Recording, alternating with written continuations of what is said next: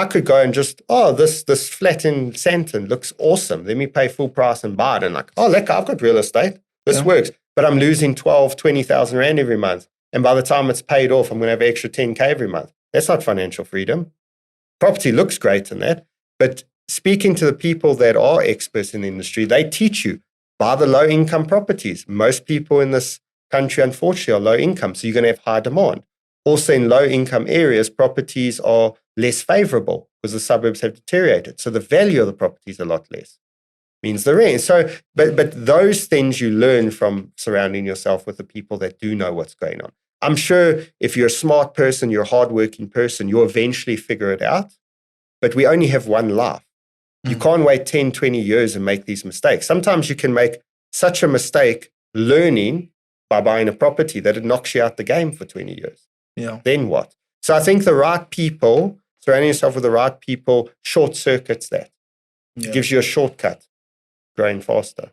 So a lot of people think you need to buy the property in order for you to do Airbnb. Is that true?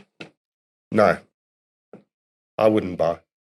You wouldn't buy? No. So I've got, everyone's got their different views about Airbnb. I personally believe Airbnb is going to be heavily regulated in the next 3 to 5 years. Just because it's taking away a lot of homes from family people. It's overly inflating rentals for long-term renters.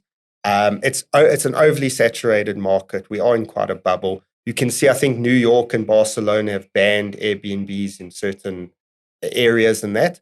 So Airbnb to me is not a long-term strategy. Someone will say in the comments, but you don't own the asset. You have to own the asset. It's your equity.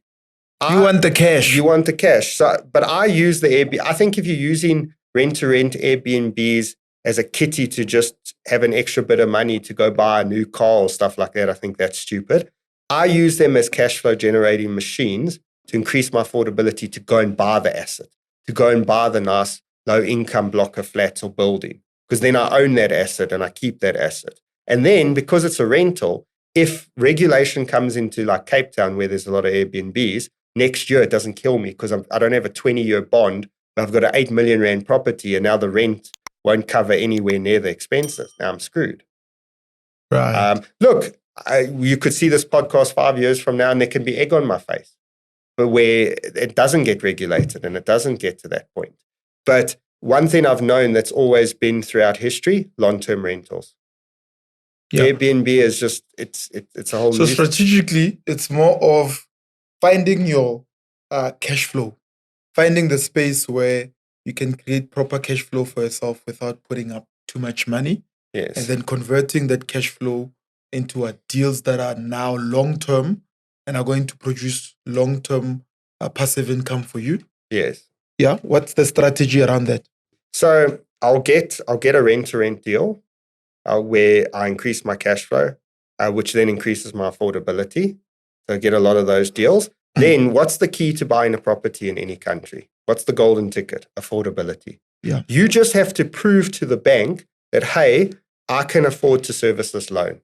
You know, once you've got it, you're not living in that property. You've done your research, you've done your calculations, you've got the rent, you know what the rentals are, you know the tenants. They're going to pay for the property itself and then give you additional cash flow. But the banks can't just do that. You can't go to the bank and be like, listen, this property is 3 million, it's generating 100K gross every month and netting about 50 or 40 or whatever. Please give me the bond. You know, look, the 10 tenants are going to pay for this. They'll laugh at you. No, but you can't afford it because your bank statement doesn't say you're getting that amount in every month, disposable. So how do you do that? You find other avenues. My other avenue is rent-to-rent Airbnbs. Yes. And then that increases my affordability and my income. And thus the bank says, okay, here's your golden ticket. But you also have a knack for student accommodation. Is that more on the long-term side of things in terms of converting your cash flow or your income from the Airbnb to assets that are tangible? Yeah. So I'm more multi-let expert. Well, I do Airbnb. I be quite well, but it's more like a thing. Multi-talented, multi-let, multi-talented, multi-everything. That is a good topic though on that, is that I have also learned valuably that you should understand within your industry, you should understand all the strategies. but you must focus on the strategies that suit your personality. That's where you make the most wealth. So like, I know how to flip properties. Will I be good at it? No, because I'm not a creative. I don't see big spaces. I don't see how to convert things to make them valuable. That's not my strength. I like the already multi-let, it's structured in the way where there's subdivided rooms, or it's structured into flats, and I can rent them out. I then just have to buy them below value, or by just refurbishing it a bit where it's going to look nicer. Right. And when you look at your level of growth and scale for the next couple of years, maybe 5 to 10 years, I mean, you talked about regulation that might happen on the Airbnb side. What do you think your growth rate or your scale rate is going to be when you look at your level of obviously commitment, a work ethic, which I think you do have, and then commitment to the growth? Yeah, I'm going to disappoint you because it's not going to be an exact answer. So I'm going to give the politician answer. So I knew that was coming. We chatted a bit before the podcast, right?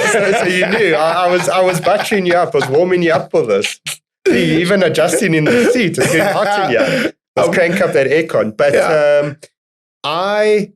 if someone told me I'd even be here talking to you witness 4.5 years ago, I would like, who's witness, first of all? Yeah. 2, a podcast. What the hell do I want to go talk on YouTube for? Like, I wouldn't even be here.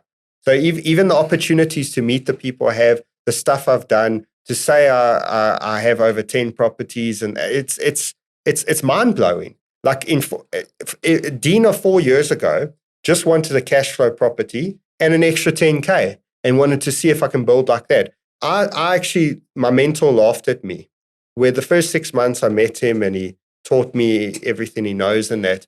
He said, what is your goal? What you want? And it's funny, when you start out, you find out. But when you learn and you grow and you do start becoming successful, the possibilities are infinite. So back then when I spoke to him within the first 6 months, I said, sure, I'd love an extra 50K cash flow. Like, that would be amazing. Like that, I know I can only get it like 10, 15 years from now, but that's what I want. And then I'll stop. And now I laugh at that. It's like, now, fortunately, through working hard, structuring things correctly, surrounding myself with the right people and knowing the strategies, I've far surpassed that. But now it's like, I don't know. I actually don't know where I'll be a year from now, 2 years from now, 3 years from now. But what I can tell you is I will be moving forward. I will be better. I may not always be financially better, but I will be better as a person. I would have grown. Yeah. I've grown. I'm not the same person I was 4 years ago. You mentioned people a lot, and the people you've networked with, your coaches, your mentors. What does these words mean to you? Relationships are capital. What does it mean to you? It's everything. You cannot be successful on your own, and you cannot enjoy success on your own. It's like, you can have all the money in the world and you can have success. If you don't have a wonderful partner to share it with, or family that cares. Yeah, I don't have a partner and I'm enjoying my man. What are you saying?